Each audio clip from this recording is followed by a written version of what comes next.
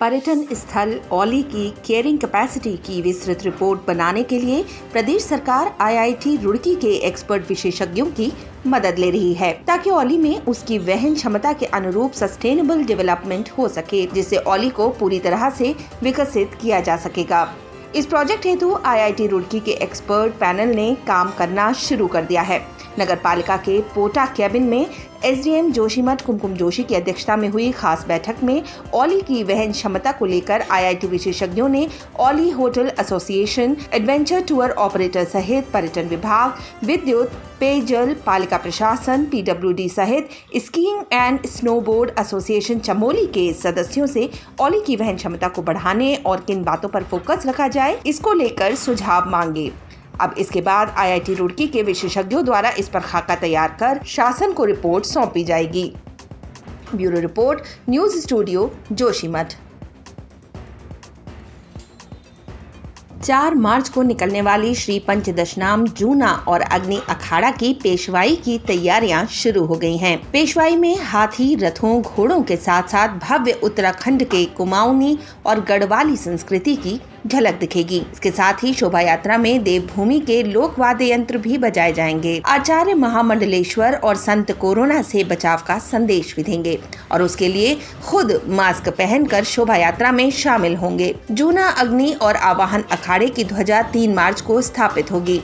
4 मार्च को सुबह 11 बजे जूना अखाड़ा और अग्नि अखाड़े की पेशवाई कांगड़ी प्रेम सीरी आश्रम से निकलेगी, जबकि 5 मार्च को आवाहन अखाड़े की पेशवाई निकाली जाएगी। पेशवाई भव्य होगी। इसमें हाथी, घोड़े और बैंड बाजों के अलावा देवभूमि के सांस्कृतिक कार्यक्रम आकर्षण के केंद्र होंगे। पेशवाई में उत्तराखंड के ढोल, नगाड़े, डमरू, रणसिंघा, हुड़का जैसे वाद्य यंत्रों की गूंज से लोग सरोबार होंगे। छोलिया नृत्य की टीम में शोभा यात्रा की शान बनेगी।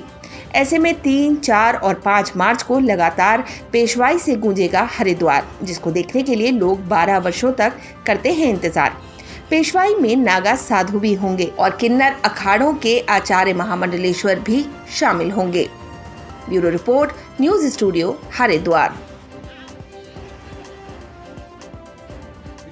पूर्व राज्य मंत्री व कांग्रेस प्रदेश उपाध्यक्ष धीरेन्द्र प्रताप ने कहा कि उत्तराखंड सरकार राज्य आंदोलनकारी विरोधी है। उन्होंने कहा कि राज्य आंदोलनकारियों को अपमानित किया जा रहा है। राज्य में बेरोजगारी, भ्रष्टाचार चरम पर है। उन्होंने कहा कि प्रदेश के मुख्यमंत्री की छवि पूरे देश में सबसे खराब बताई जा रही है। भाजपा को तुरंत मुख्यमंत्री को बदल देना चाहिए। उन्होंने कहा कि आगामी विधानसभा सत्र में राज्य आंदोलनकारी गैरसैंण पहुंचकर अपनी आवाज उठाएंगे। पौड़ी से न्यूज स्टूडियो के लिए मुकेश पछेती की रिपोर्ट। रुड़की की खानपुर विधानसभा के मिलाप नगर ढंढेरा में पिछले करीब 10 सालों से पानी की निकासी की समस्या लगातार ऐसी ही बनी हुई है, जिस पर शासन प्रशासन कोई भी ध्यान देने को तैयार नहीं है, जबकि स्थानीय लोगों द्वारा बार बार शिकायत की जाती रही है। उसके बावजूद भी स्थानीय लोग इस समस्या से जूझ रहे हैं। खानपुर के विधायक व क्षेत्र के नेता सब कुछ जानने के बावजूद यहाँ पर रहने वाले लोगों को भगवान भरोसे छोड़ चुके हैं। आपको बता दें कि खानपुर विधानसभा में भाजपा के विधायक हैं कुंवर प्रणव सिंह। लगातार 4 बार के विधायक भी इस समस्या का समाधान नहीं कर सके हैं। स्थानीय लोग और स्थानीय नेताओं ने सब जगह अपनी शिकायत करने के बाद अब मीडिया के माध्यम से अपनी आवाज उठाई है और इस समस्या का समाधान हो, इसे लेकर अपनी आवृत्ति स्थानीय नेताओं और स्थानीय लोगों द्वारा मीडिया के माध्यम से सरकार तक अपनी समस्या को पहुंचाने की बात कही है। Bureau report, news studio, Roorkee. Roorkee की झबरेड़ा नगर पंचायत की बड़ी लापरवाही सामने आई है, जहां पर केंद्र सरकार के स्वच्छता मिशन को नगर पंचायत कर्मियों द्वारा पलीता लगाया जा रहा है, जिसको लेकर तमाम क्षेत्रवासी इस समस्या से खासे परेशान हैं और कोई भी सुध लेने को तैयार नहीं है। आप भी देखिए ये खास रिपोर्ट। न्यूज स्टूडियो के स्क्रीन पर आप देख सकते हैं इन तस्वीरों को कि किस तरह से झबरेड़ा नगर पंचायत लोगों के स्वास्थ्य से खिलवाड़ किया जा रहा है। सड़क किनारे भारी तादाद में पड़ा ये कूड़े का ढेर नगर पंचायत के स्वास्थ्य मिशन के दावों की पोल खोल रहे हैं। भले ही केंद्र सरकार स्वच्छ भारत, स्वस्थ भारत बनाने का दम भरती हो, पर उन्हीं की पार्टी के नुमाइंदे इस मिशन को पलीता लगा रहे हैं। आपको बता दें कि नगर पंचायत की कुर्सी पर विराजमान बीजेपी पार्टी के नेता मानवेंद्र सिंह राणा हैं, जो अपने ही सरकार के मिशन को ठेंगा दिखा रहे हैं। हालांकि ये समस्या काफी लंबे समय से बनी हुई है, पर इस समस्या का निवारण अभी तक नहीं हो पाया है। वहीं जब इस संबंध में झबरेड़ा नगर पंचायत के चेयरमैन से बात की तो उन्होंने कहा कि कूड़े की इस समस्या को वो बोर्ड बैठक में रख चुके हैं, जिसका जल्द ही समाधान किया जाएगा। Bureau report, news studio, Roorkee. Tapovan जल आपदा को अब 17 दिन हो चुके हैं। एनडीआरएफ और एसडीआरएफ की सर्चिंग टीम लगातार तपोवन के धौली गंगा बैराज स्थल पर पसरे टनों सिल्ट और मलबे और बोल्डरों के ढेर को स्टोन ब्लास्टिंग का उपयोग कर हटा रही है, ताकि जल्द बैराज साइट का मलबा साफ हो सके और धौली गंगा में आए मलबे को एक छोर तक साफ किया जा सके। मलबा साफ होने से नदी का प्रवाह अपनी जगह बना सकेगा, ताकि ऋषि गंगा से बढ़ने वाले जल स्तर का असर बैराज स्थल और इंटेक टनल में चल रहे रेस्क्यू कार्यों पर न पड़े और बैराज में लापता लोगों के शवों को जल्द ढूंढा जा सके। Bureau report, news studio, Joshimath.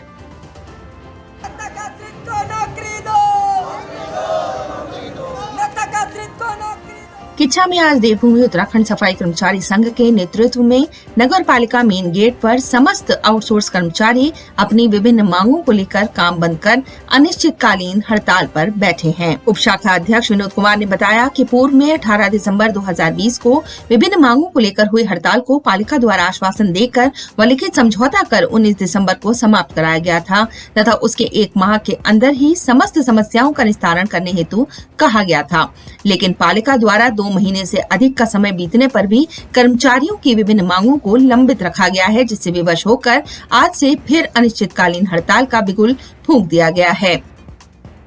Bureau report, news studio, Kichha.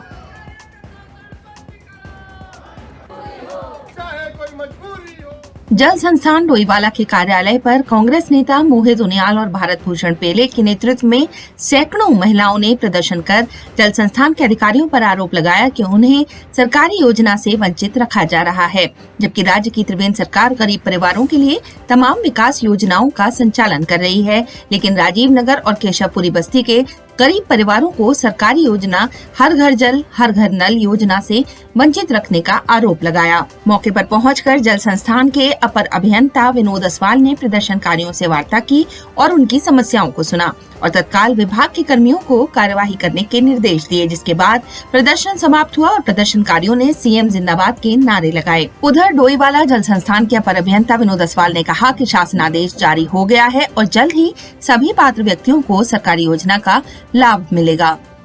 Bureau report, news studio, Doiwala. Roorkee के मंगलौर के नासन ब्लॉक में आज बाल संरक्षण इकाई हरिद्वार की बैठक की गई, जिसमें बच्चों के संरक्षण संबंधित योजनाओं के अंतर्गत जागरूकता अभियान चलाया गया। बैठक में ब्लॉक की सभी आशा आंगनवाड़ी कार्यकर्ताओं ने भाग लिया। आपको बता दें कि जिलाधिकारी हरिद्वार द्वारा जिले के सभी ब्लॉक में बाल संरक्षण योजना के अंतर्गत गोष्ठी की जा रही है, जिसमें छोटे बच्चों की देखरेख व संरक्षण के लिए तथा छोटे बच्चों को नशे के दुष्प्रभाव से बचाने आदि विषयों पर सभी गतिविधियों के बारे में जागरूकता अभियान चलाया जा रहा है। Bureau report, news studio, Roorkee. Hindola खाल क्षेत्र की एक महिला ने कीर्तिनगर पुल से अलकनंदा नदी में छलांग लगा दी। मौके पर पहुंचे एसडीआरएफ व पुलिस के जवानों ने रेस्क्यू कर महिला को अलकनंदा नदी से बाहर निकाला। महिला को 108 के माध्यम से श्रीकोट बेस अस्पताल पहुंचाया गया, जहां इलाज के दौरान महिला ने दम तोड़ दिया। Bureau report, news studio, Srinagar, Garhwal. Haldwani Rajpura के अंदर पिछले 15 दिनों से राजपुरा क्षेत्र में दूषित पानी आने से लोगों को काफी दिक्कतें हो रही थीं, जिसको लेकर आज जल संस्थान के अंदर हेमंत साहू के नेतृत्व में राजपुरा से लोगों ने जोरदार प्रदर्शन और नारेबाजी की। Bureau report, news studio, Haldwani.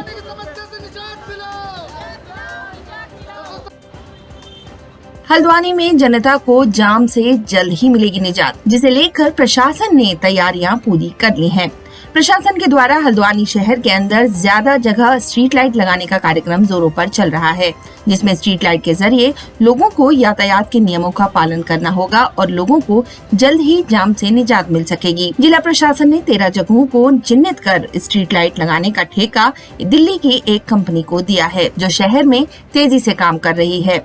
वहीं वरिष्ठ पुलिस अधीक्षक का कहना है कि लोगों को जागरूक होना होगा और लाइट का पालन करना होगा और ज़ेब्रा क्रॉसिंग का भी नियम से पालन करवाया जाएगा। Bureau report, news studio, Haldwani. देश की आजादी के 70 से अधिक वर्ष बीत चुके हैं, लेकिन देश के कई गांव आज भी मूलभूत जरूरतों को लेकर आंदोलन और प्रदर्शनों के जरिए अपनी मांग शासन और प्रशासन के सामने रखने को मजबूर हैं। अपने गांव में स्वास्थ्य, शिक्षा, सड़क के सपने संजोए हुए कई लोग बिना सुविधाओं के लाभ लिए ही स्वर्ग सिधार गए। ये हमारे लिए शर्म की बात है। आती जाती सरकारों के बीच, विकास के दावों के बीच एक ऐसा ही मामला इन दिनों गैरसैंण ब्लॉक के तेवा खर्क गाँव में प्रकाश में आया है। यहाँ गांव को सड़क से जोड़ने के लिए इस क्षेत्र के सबसे उम्रदराज व्यक्ति नैन सिंह धरने पर बैठे हुए हैं। नैन सिंह की उम्र 106 वर्ष है। आजादी के इतने वर्षों बाद भी आती जाती सरकारों के विकास के वायदों के बीच अगर एक 106 वर्षीय वृद्ध सड़क जैसी मूलभूत सुविधा के लिए धरने पर बैठे हैं, तो ये चिंता और चिंतन का विषय है। नैन सिंह के साथ ग्राम प्रधान, महिला मंगल दल अध्यक्ष और कई और लोग भी बैठे हैं। अपने गांव को सड़क से जोड़ने की मांग को लेकर इन लोगों में कितना जोश है, इसका अंदाजा इस बात से लगाया जा सकता है कि 106 वर्षीय बुजुर्ग धरने पर बैठने के लिए तैयार हैं। यहाँ के बुजुर्गों का कहना है कि भारत स्वतंत्र होने के बाद उत्तर प्रदेश से उत्तराखंड अलग होने के बाद यहाँ के लोग हमेशा ही सड़क को तरसते रहे। उत्तराखंड बनने के बाद भी किसी भी सरकार ने इस क्षेत्र के लोगों को सड़क के लिए तवज्जो नहीं दी। यही कारण है कि आज गांव के सबसे बुजुर्ग लोग इस तरह आंदोलन करने के लिए मजबूर हैं। जैसा कि जानकारी के अनुसार 26 जनवरी 2021 से ग्रामीणों ने स्वयं ही श्रमदान के माध्यम से अपने गांव के लिए सड़क बनाना शुरू किया, लेकिन कुछ तकनीकी पाबंदियों और जटिल समस्याओं के कारण अपने मकसद में नाकामयाब रहे और अब ये सभी तेवा खर्क गांव को सड़क से जोड़ने के लिए आंदोलनरत हैं। Bureau report, news studio, Gairsain. महिला एवं बाल विकास मंत्री रेखा आर्या ने आज केदारपुरम स्थित राजकीय महिला कल्याण एवं पुनर्वास केंद्र और राजकीय बाल गृह हेतु क्रमशः 40 और 20 शयन कक्षों का शिलान्यास और भूमि पूजन किया और राजकीय बालिका निकेतन एवं राजकीय शिशु सदन में रह रहे बच्चों को संबोधित किया। Bureau report, news studio, Dehradun.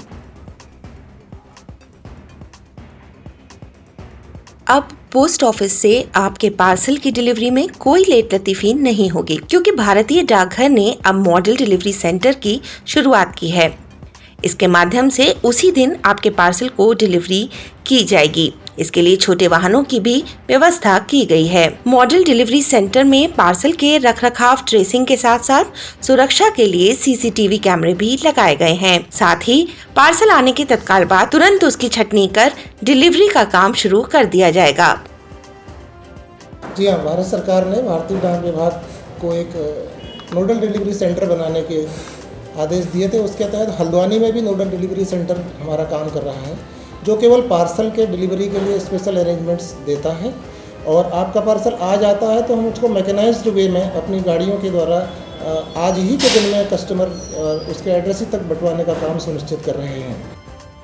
Bureau report, news studio, Haldwani.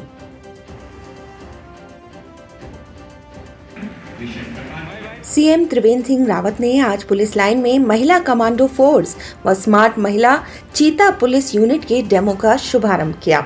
इस दौरान कार्यक्रम में सचिव गृह नितेश झा व पुलिस महानिदेशक अशोक कुमार के साथ राज्य पुलिस के कई सीनियर अफसर भी मौजूद रहे। पुलिस लाइन में आयोजित हुए कार्यक्रम में कमांडो ट्रेनर शिफूजी शौर्य भारद्वाज के नेतृत्व में ही डेमो किया गया। डेमो में महिला कमांडो द्वारा ट्रेनिंग के दौरान सीखी कलाओं को प्रदर्शित किया गया। वहीं इस दौरान सीएम त्रिवेंद्र सिंह रावत ने कहा कि महिला कमांडो महिलाओं के सशक्तिकरण के लिए एक अच्छा संदेश है।